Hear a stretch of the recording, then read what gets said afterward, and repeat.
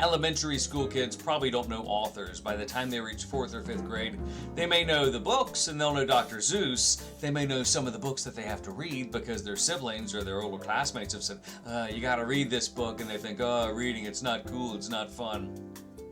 Just don't fall in with the masses, parents. Feed those books to your kids. This is one they will lovingly accept, even it skews younger than this author's other book that she's famous for, The One and Only Ivan. Kids know that book. They say, we're going to read that book in 4th or 5th grade, and I've heard it's pretty good. And maybe they've seen the movie on Disney Plus, and they've said, well, the movie's not that good, but kids, the book is better. And you'll say that to yourself at least a dozen or so times. By the time you get out of high school, the book is always going to be better, and that's certainly going to be the case here for Applegate's new book, Pocket Bear. Yeah! Why do I say that with such vengeance? Pocket Bear is such a sweet book because of its story and its presentation. Kids will love this, and I'm going to say 3rd grade through 5th grade. Maybe lower middle school, but that's stretching it because this is 3rd to 5th grade heaven because of the chapter length. The chapters are really short, 2 to 4 pages, with a couple of illustrations. Not a lot of illustrations, but that's going to be the confidence builder that those elementary school kids need to experience.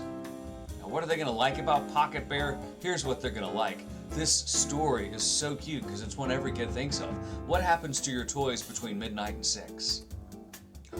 They come alive, of course. Every kid knows that. But no one's ever seen it. So what happens is this takes place at a reclaimed, I'll call it a reclaimed Goodwill type place, but only for toys.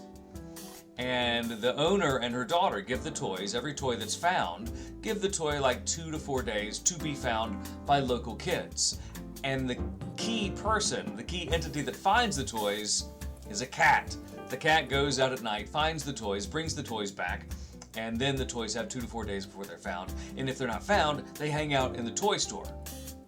You say, where could this go? I've seen this movie before, it was Toy Story, but this is not it. This focuses on the bear, I'll call him the general bear for lack of a better term, who wrangles all the other toys at night, yeah?